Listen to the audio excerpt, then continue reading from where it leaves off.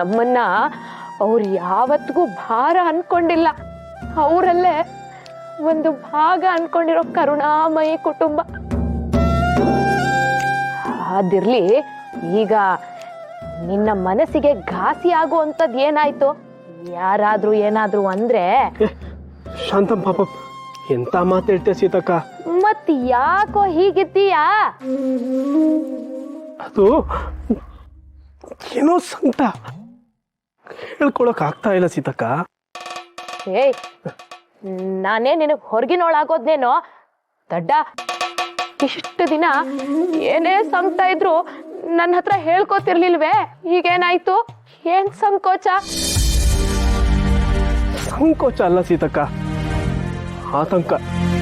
ನನ್ನ ಎದೆಯಲ್ಲಿ ಕುದಿತಾ ಇರೋ ಲಾವ ಹೊರಗೆ ಬಂದ್ರೆ ಎಲ್ಲಿ ನನ್ನ ಸುತ್ತಮುತ್ತ ಇರೋ ಜನನ ಸುಟ್ಟಾಕುತ್ತೇನಂತ ಭಯ. ನೀನ್ ಯಾರಿಗೂ ಹೇಳಲ್ಲ ಅಂತ ಮಾತು ಕೊಡು, ನಾನು ನಿನ್ಗೆ ಹೇಳ್ತೀನಿ. ಆಯ್ತಪ್ಪ, ನಿನ್ನ ಮಾತೇ ನನ್ನ ಮಾತು.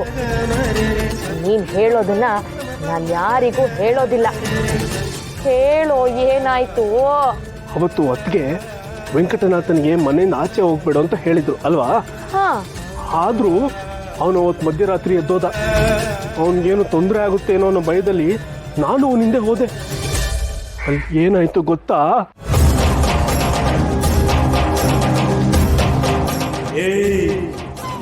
ನನ್ನ ಜಮೀನು, ಇಲ್ಲಿ ಬೇರೆ ಯಾರು ಬರಬಾರ್ದು. ಅದಕ್ಕೆ ಇಲ್ಲಿ ಬರೋರ್ನೆಲ್ಲ ಎದುರಿಸ್ತಾ ಇದ್ದೀನಿ. ಆದ್ರೆ ನೀನ್ ಯಾರೋ ಗೊತ್ತಿಲ್ಲ, ಇಲ್ಲಿವರೆಗೂ ಬಂದಿದ್ಯಾ? ಸರಿ ಬಾ, ನಾನು ನಿನ್ನ ಈ ಬಂಧನದಿಂದ ಮುಕ್ತಿಗೊಳಿಸೋಕೆ ಪ್ರಯತ್ನ ಪಡ್ತೀನಿ.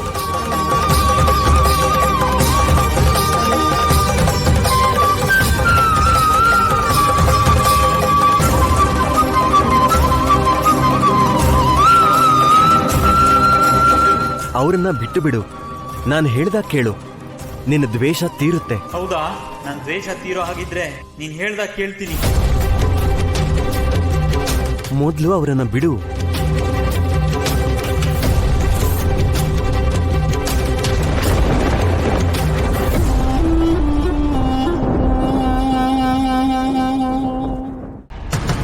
ಸೀತಕ್ಕ, ವೆಂಕಟನಾಥ ಹೆಸರಿಗಷ್ಟೇ ತಿಮ್ಮಣ್ಣ ಭಟ್ಟ ಗೋಪಿಕಾಬೆ ಮಗ. ಆದ್ರೆ ಅವನ್ ಸಾಮಾನ್ಯದ ಹುಡುಗ ಅಲ್ಲ. ಅವನಲ್ಲಿ ಯಾವುದೋ ಅಗೋಚರ ಶಕ್ತಿ ಇದೆ. ನಾನು ಹೇಳ್ಕೊಡೋದನ್ನ ಶ್ರದ್ಧೆಯಿಂದ ಕಲೀರಿ. ಖಂಡಿತ ಸರಸ್ವತಿ ನಿಮಗೂ ಒಲಿತಾಳೆ. ಎಲ್ಲಿ ಈಗ ನಾನು ಹೇಳ್ಕೊಟ್ಟ ಹಾಗೆ ಎಲ್ರೂ ಹೇಳಬೇಕು. ನೀವು ಅಷ್ಟೇ. ಆಯ್ತು ಸ್ವಾಮಿ. ಸ್ವಾಮಿ ಅಲ್ಲ, ಗುರುಗಳೇ ಅಂತ ಕರಿಬೇಕು.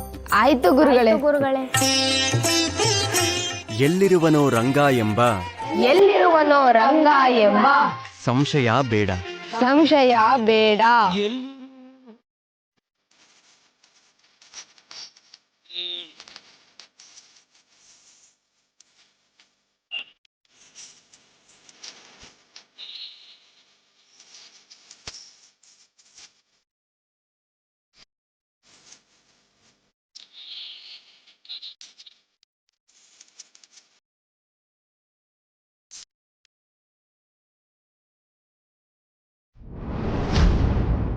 ಈ ವಿಷಯ ಏನಾದರೂ ಹೊರಗಡೆ ಹೋಗಿ ಅಗ್ರಹ ಗೊತ್ತಾದರೆ ದೊಡ್ಡ ಪ್ರತಿಭಟನೆಯೇ ಶುರುವಾಗುತ್ತೆ ಗುರುಗಳೇ. ಇದು ಸಮುದಾಯಕ್ಕೆ ಮಾಡಿದ ಅಪಚಾರವಷ್ಟೇ ಅಲ್ಲ, ಸಂಪ್ರದಾಯಕ್ಕೆ ಮಾಡಿದ ಅಪಚಾರ. ಇದು ಪರಂಪರೆಗೆ ಮಾಡಿದ ಅಪಚಾರ, ಧರ್ಮಶಾಸ್ತ್ರಕ್ಕೆ ಮಾಡಿದ ಅಪಚಾರ. ಅನ್ಯ ವರ್ಗದವ್ರ ಜೊತೆ ಮಾತಾಡೋದು ಅಂದ್ರೇನು, ಹತ್ರ ಸೇರಿಸ್ಕೊಳ್ಳೋದು ಅಂದ್ರೇನು, ಭಜನೆಗಳು ಹೇಳ್ಕೊಡೋದೇನು, ಶ್ಲೋಕಗಳು ಹೇಳ್ಕೊಡೋದು ಅಂದ್ರೇನು, ಅವುಗಳನ್ನು ಅವರು ಅಪಭ್ರಂಶಗೊಳಿಸಿ ಉಚ್ಚರಿಸೋದು ಅಂದ್ರೆ ಏನು? ಇದು ಅಪಚಾರ, ಖಂಡಿತ ಅಪಚಾರ. ಈ ಸಮಾಚಾರ ತಮ್ಮ ಕಿವಿಗಳಿಗೆ ತಲುಪೋಕ್ಕೂ ಮುಂಚೆ ಇದನ್ನ ತಡಿಬೇಕು ಅಂತ ನಾನು ಬಹಳಷ್ಟು ಪ್ರಯತ್ನ ಪಟ್ಟೆ ಗುರುಗಳೇ. ಆದ್ರೆ ವೆಂಕಟನಾಥ ತನ್ನ ಮೊಂಡು ವಾದವನ್ನ ಬಿಡಲೇ ಇಲ್ಲ ಗುರುಗಳೇ. ಆ ವೆಂಕಟನಾಥನಿಗೆ ಸಮುದಾಯಕ್ಕೂ ಸಮಾಜಕ್ಕೂ ಇರೋ ವ್ಯತ್ಯಾಸವೇ ಗೊತ್ತಿಲ್ಲ. ಶ್ರೇಷ್ಠ ಕನಿಷ್ಠ ಎಲ್ಲವೂ ಒಂದೇ ಅಂತ ಭಾವಿಸಿದ್ದಾನೆ. ಅವನನ್ನ ಕರೆಸಿ ಎಚ್ಚರಿಸದೆ ಹೋದ್ರೆ ಮಠ ಸಾರ್ವಜನಿಕ ಛತ್ರ ಆಗ್ಬಿಡಬಹುದು ಅನ್ನೋದು ನನ್ನ ಅಭಿಪ್ರಾಯ.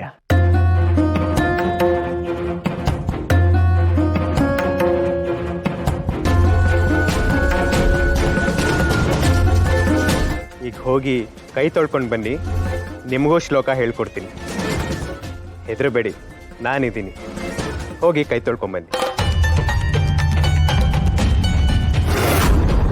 ವೆಂಕಟನಾಥ, ನಿನ್ನ ಹುಟ್ಟಿನ ಕಾರಣವೇ ಸಕಲ ಜೀವಿಗಳಲ್ಲೂ ಭೇದವೆಣಿಸದೆ ಸೇವೆ ಮಾಡುವುದು, ಶಾಂತಿ, ಸಮಾನತೆ, ಸೌಹಾರ್ದತೆಯನ್ನ ಜಗತ್ತಿಗೆ ಸಾರುವುದು.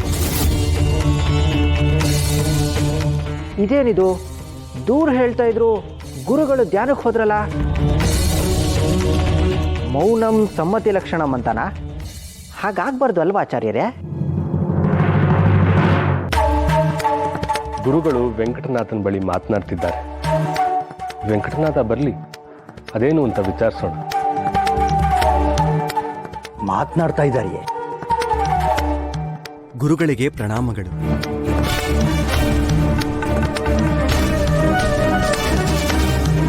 ಬರೋಕ್ ಹೇಳಿದ್ರಿ? ನಿನ್ನಿಂದ ಒಂದು ಮಹತ್ತರವಾದ ಕೆಲಸ ಆಗಬೇಕಾಗಿದೆ.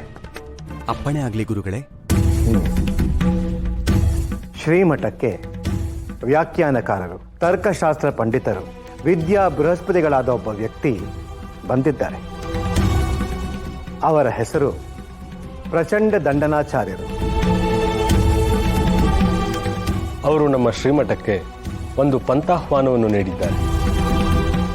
ಸ್ಪರ್ಧೆಯಲ್ಲಿ ಸೋತವರು ಓಂಕಾರ ಹೇಳುವುದನ್ನೇ ಬಿಡಬೇಕು ಅನ್ನುವುದು ಅವರ ಷರತ್ತು. ಪಂಡಿತನೊಬ್ಬ ಓಂಕಾರ ಹೇಳೋದನ್ನೇ ತ್ಯಜಿಸೋದು ಅಂತಂದ್ರೆ ತನ್ನ ಪ್ರಾಣವನ್ನೇ ಬಿಡೋದು ಅಂತ ಅರ್ಥ.